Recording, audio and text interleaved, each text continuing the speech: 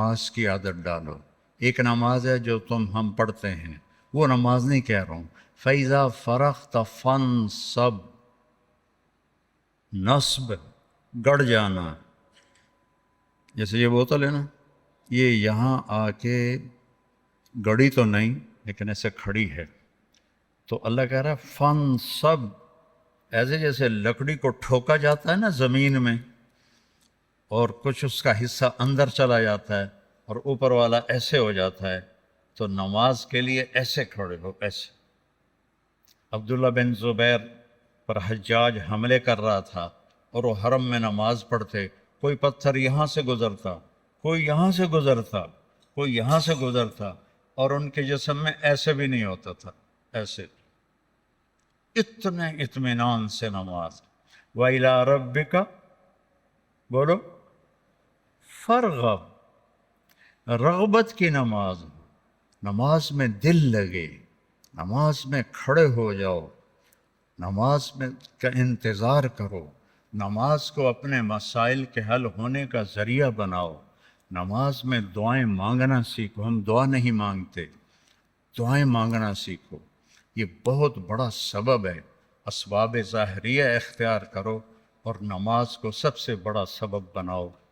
اذا حزبہ امر فزع الی الصلاۃ، جب کوئی مشکل آتی تھی آپ نماز پڑھتے تھے، جب کوئی مشکل آتی تھی آپ نماز پڑھتے تھے۔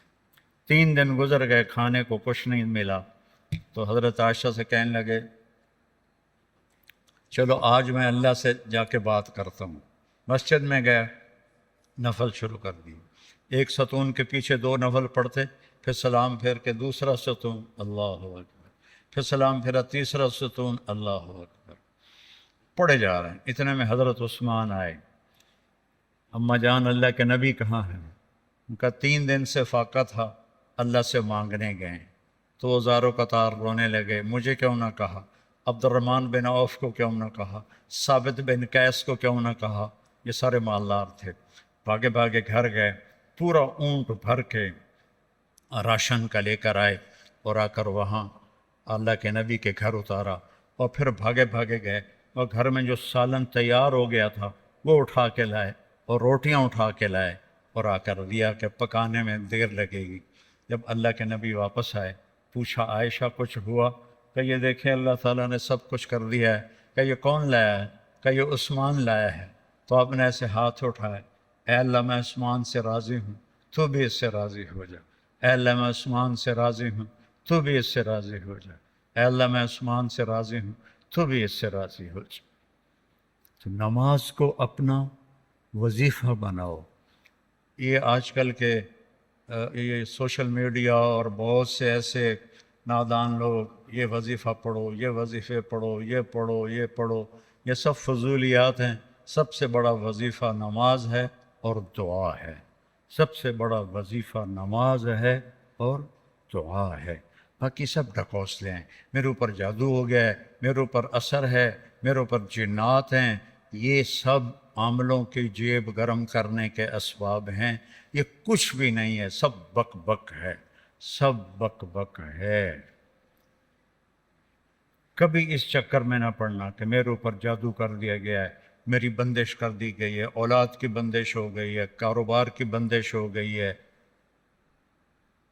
نماز جو موجود ہے، اللہ جو موجود ہے، تو کبھی عاملوں کے چکر میں نہیں پڑنا۔ کبھی جو وظیفے بتانے والے ہیں 1000 دفعہ یہ پڑھو، 1000 دفعہ یہ پڑھو، میرے سر میں درد ہے۔ اور ایک بزرگ کہنے لگے کہ آپ 1000 دفعہ سورہ اخلاص پڑھا کرو۔ میں کہا جی پھر تو پہلے نالوں ہور درد وا جاوے گا جو میں سر درد نال میں 1000 واری سورۃ اخلاص پڑھا کے میرے کو تو نماز دی رکعت وچ کولو اللہ مشکل پڑی جاندی ہے۔ میں کہا جی یہ وظیفہ تسی اپنے کول ہی رکھو، یہ میرے واسطے کوئی نہیں ہے۔ میرے نبی نے وظیفہ بتایا، نماز پڑھو دعا مانگو، نماز پڑھو دعا مانگو، صدقہ کرو، سخی بنو، بخیل نہ بنو۔ بخیل سے اللہ دوستی لگاتا نہیں، اور سخی سے اللہ دوستی توڑتا نہیں، چاہے فاسق ہو۔ اور سخاوت کا مطلب کوئی بہت زیادہ خرچ کرنا نہیں ہے، وہ دل کی کیفیت کا نام ہے، وہ دل کی کیفیت کا نام ہے۔ تو غریب بھی سخی ہو سکتا ہے، مالدار بھی ہو سکتا ہے، غریب بھی بخیل ہو سکتا ہے، مالدار بھی ہو سکتا ہے، بخل خود پیدا ہوتا ہے، سخاوت کو پیدا کرنا پڑتا ہے۔ سخی بنو۔ مولویوں میں سخاوت بہت کم ہے، بلکہ ہے ہی کوئی نہیں، کیونکہ شروع سے لینے کا جو کام شروع ہو جاتا ہے تو دینے کو دل ہی نہیں کرتا۔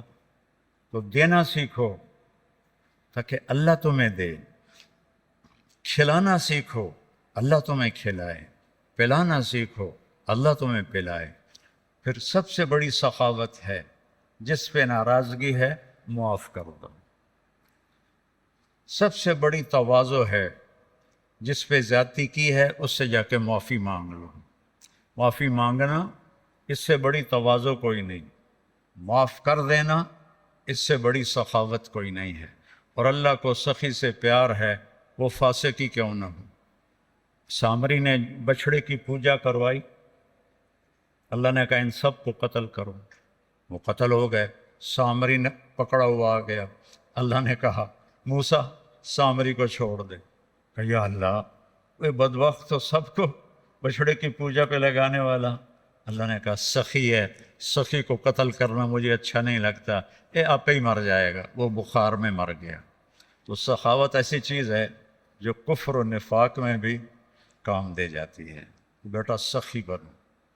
اور ایک سخاوت بتائیے جس پہ کوئی پیسے نہیں لگتے، معاف کرنا سیکھو، معاف کرنا سیکھو، درگزر کرنا سیکھو، اپنی کوتاہی کا کھل کے اعتراف کرو۔ جو معافی مانگنے آئے اس کے آگے منہ نہ بناؤ، اسے فوراً اپنے سینے سے لگاؤ۔ الا تحبون ان یغفر اللہ لکم۔ معاف کرنا سیکھو، معافی مانگنا سیکھو۔ اور نوافل میں تہجد کا اہتمام کرو۔ یہ شعار الصالحین ہے۔ آپ نوجوان ہو تو آپ 70 سے بھی آگے چلے گئے۔ تہجد کا اہتمام کرو۔ نوافل اس سر درد میں، میرے نفل کبھی چھوٹتے ہیں، ورنہ 40-50 نفل روزانہ پڑھتا ہوں۔ میری تہجد قضا نہیں ہوتی سوائے شدید تکلیف کے۔ پچھلے 30-35 سال سے اللہ نے مجھے تہجد کا پابند کیا ہوا ہے۔ یہ میں تم میری اولاد ہو، تمہیں ترغیب کے لیے سنا رہا ہوں، کوئی اپنی بزرگی نہیں جتا رہا ہوں، کہ تمہیں پتہ چلے کہ بیماری میں بھی اگر اہتمام ہو سکتا ہے تو اس جوانی میں کیوں نہیں ہو سکتا۔ جلدی سو، جلدی اٹھ۔ اس موبائل پہ کھیلنا چھوڑ دو، یہ تمہارا بہت وقت ضائع کرتا ہے۔ اس موبائل سے کھیلنا چھوڑ دو، اس کو دیکھنا چھوڑ دو۔ وہ وقت مطالعے پہ لگاؤ، تلاوت پہ لگاؤ، ذکر پہ لگاؤ، تسبیح پہ لگاؤ، لوگوں کی خدمت پہ لگاؤ۔ اس نے بہت نقصان پہنچا ہے، خاص طور پر جب تم ماں باپ کے ساتھ بیٹھو، بیوی کے ساتھ بیٹھو، بچوں کے ساتھ بیٹھو، اسے بند کر کے بیٹھو تو تمہیں اس کا بہت نفع ہوگا۔